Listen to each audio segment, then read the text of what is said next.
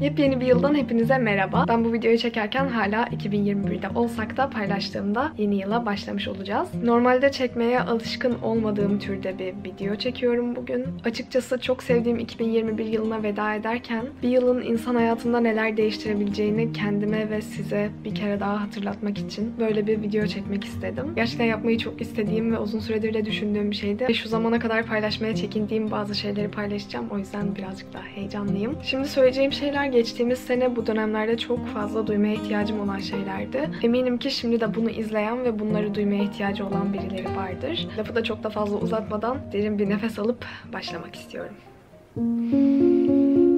Birçoğunuzla 2021 yazında tanıştık. Hayatının en mutlu günlerini yaşayan, mükemmel arkadaşlıklarla kutsanmış, çok eğlenen, yaşadığı her ana minnettar bir öykü tanıdınız. Ben de yorumlarda ve mesajlarda hep şu cümlelerle karşılaştım. Yaşıyorsun bu hayatı. Çok şanslısın. Bazen o kadar şaşırıyordum ki bunların bana söyleniyor olmasına. Hatta bazen kendimce sinirleniyordum. Evet, yaşıyorum bu hayatı ve çok hak edilmiş bir mutluluk bu. Ya da şans mı?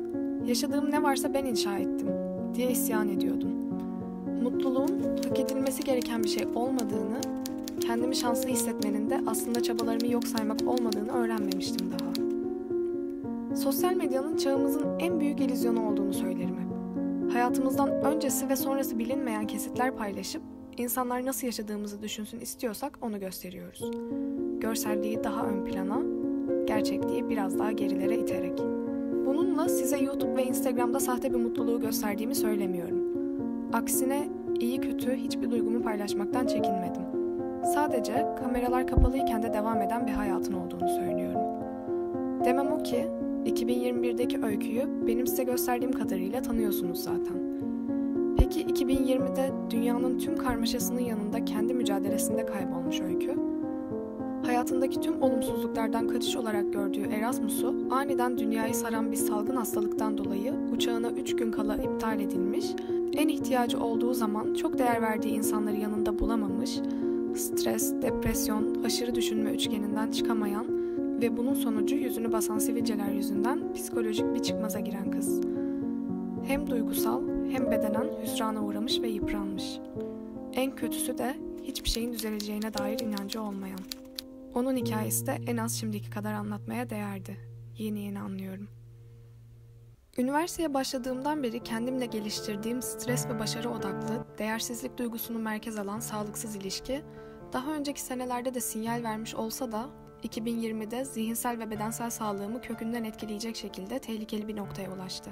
Kendi değerimi başkalarının düşüncelerine bağladığım, bedenime düşman yaşadığım, takıntılı ve olumsuz düşüncelerimi kontrol edemediğim, yaşadığım yeri ve hayatımdaki insanları içime sindiremediğim bir döngüde, dışarıdan bakan bir insanın asla hayal edemeyeceği bir mutsuzluk içerisinde yaşıyordum. 2020'ye girerken içimde bir şeylerin değişebileceğine dair küçük bir heyecan vardı. Yepyeni bir ülkede yepyeni bir hayat yaşayıp tüm tutukluklarımı üzerimden atma ihtimali uzun süredir ilk defa bu kadar yakındı. Nedendir bilmiyorum, 21 yaşımın hayatımın en iyi senesi olacağını düşünürdüm zaten hep. Olmadı. Ama hayatımın en kötü senesi olması da biraz acımasız oldu doğrusu. 2020 tüm dünya için felaket haberleriyle başlarken benim dünyamda da çalkalanmalar başlamıştı. Üst üste yaşadığım hayal kırıklıklarından sonra Berlin'e gitme düşüncesi zihnimde tüm sıkıntılarımdan kaçma düşüncesiyle özdeşleşmişti.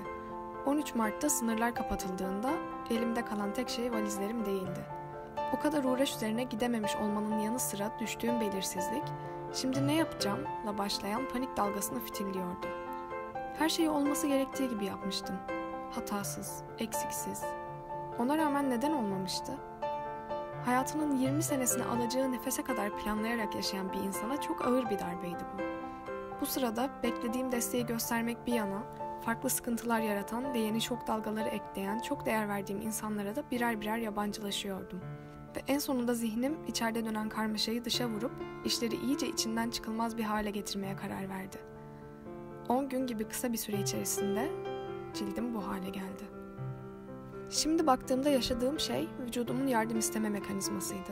Bana kalsa her şeyi içimde tutacaktım çünkü. Ama yüzüm tüm üzüntümü dışarı vuruyordu.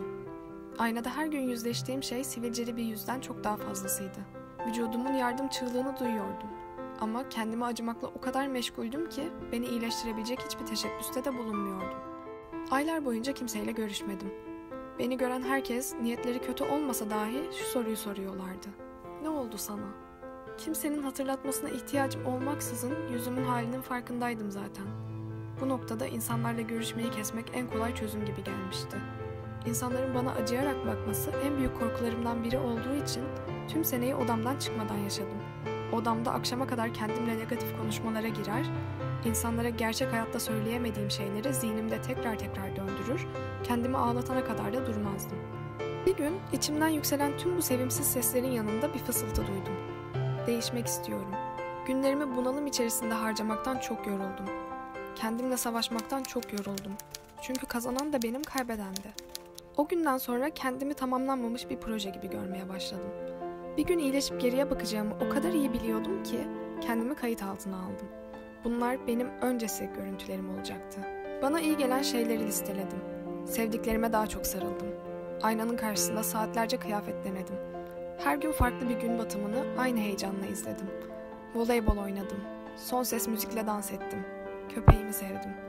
Bunların yanında bana iyi hissettirebileceğini düşündüğüm yeni şeyler de denedim. Ruh halimi çizdim. Kimileri çok karamsar oldu, kimileri bana unuttuğum şeyleri hatırlattı. Sanatsal hiçbir anlamı olmasa da her biri kendimle yeniden iletişim kurabilmeme yardımcı oldu. Toprakla uğraştım, mutfağa giriştim. Yıllardır elime almaktan korktuğum kameramla paylaşmadığım bir sürü video çektim. Bunları editlemeyi denedim. Berlin videolarımın introsunu bu dönemimde bir şeyler yaratma dürtüsündeyken hazırlamıştım mesela. Beni heyecanlandırdığını fark ettiğim şeylere tutundum. Diğerlerini denemekle kaldım. Bu süreçte çok sevdiğim bir söz vardı. Doğadaki hiçbir şey tüm yıl boyunca açmaz. Hepsi kendi zamanını bekler. Hayatının zamanlamasına güven. Hayatın kendisine güven. Çok istediğin bir şey olmadıysa daha güzeli olacağı içindir. Değiştiremeyeceğin şeyler üzerine düşünüp akışın tersine yüzmek sadece seni yorar. Ve boğulmak istemiyorsan hayatla, zamanla ve kendinle savaşmayı bırak. Kendini sev. Ama çok sev. Abartacaksan bunu abart. Evcil hayvanını severmiş gibi sev. Sarıl kendine, kendi omuzlarından öp. Tüm şefkatini ver ama. Kendini sevmek için hiçbir nedene ihtiyacın yok. İçimdeki iyiyi de seviyorum, kötüyü de. Güzeli de seviyorum, çirkini de. Ben böyleyim. 2020'nin sonlarına yaklaşırken bir not defterine şu öğütleri karalamışım. Bazılarını çoktan hayatıma uyguladım, bazıları üzerine hala çalışıyorum. 1. Kusursuz planlar ve gerekli koşulları beklemeyi bırak, sadece harekete geç. 2. Seni eğlendiren şeylerin peşine düş. İçindeki çocuğu mutlu et ve onunla bağlantıyı koparma. 3. Kendini ifade et, duygularını paylaş. 4. Hayallerine giden yol hızlı ve kolay olmak zorunda değil. Kriz çoğu zaman karakter gelişimi demektir. 5. Sorunları görmezden gelip geri çekilerek yaşamaya devam etmek sorunları çözmez. 6. Başkalarının yardımını küçümseme. Yardım istemekten asla çekinme. 7. Kendi içgüdülerin başkalarının öğütlerinden daha önemli. 8. Geri çekilme eğilimini bırak, potansiyelini aktif kullan. 9. Başkaları ne der düşüncesini aş. Çünkü sen en iyisi olsan bile eleştirenler olacaktır. Bunu engelleyemezsin. Ve herkes aslında kendi hayatının derdinde. Başkalarının hayatlarındaki gelişmeleri gerçek anlamda umursuyor musun sen mesela? İyi düşün. 10. Sana iyi gelmediğini bildiğin insanları hayatında bir saniye bile tutmak için zorlama. İyi birisi bile olsa önemli olan o kişinin senin hayatında oynadığı rolü. Önemli olan şey sana iyi gelip gelmiyor oluşu. 11. Sen harika bir oyuncusun. Yaşamı da bir oyun olarak görürsen işin kolaylaşacak. Ve 12.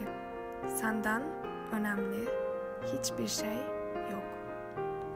Şimdi oturup bir zamanlar kendim görmeye bile tahammül edemediğim hallerimi tanımadığım insanlarla paylaşıyorum. Paylaşıyorum çünkü 2020'deki öyküye acımayı bıraktım. Artık gurur duyuyorum onunla. Paylaşıyorum çünkü 2020'de kendim olmayı öğrenmekle başlayıp hayallerimi gerçekleştirmeme kadar giden yolculuğumu 2020'de mücadele edip dişiyle tırnağıyla kazıyarak öğrenen öyküye borçluyum. Paylaşıyorum çünkü bu sene yanımda olup mutluluğumu ve hüznümü paylaşan herkes sosyal medyada süslenmiş mutlu hayatların arka planında neler döndüğünü hatırlasın istiyorum. Ve son olarak eğer benzer şeyler yaşayan bir kişi bile bunu izleyip öykü yapmış ben de yapabilirim derse ben bu platformda olma amacıma ulaşmış olurum. Bu yıla nasıl girdiğinizi değiştiremeyebilirsiniz ama bu yıldan nasıl çıkacağınız sizin elinizde. Şimdilik hepinize musmutlu, değişim dolu bir 2022 diliyorum. Sevgiyle ve umutla kalın. Görüşmek üzere.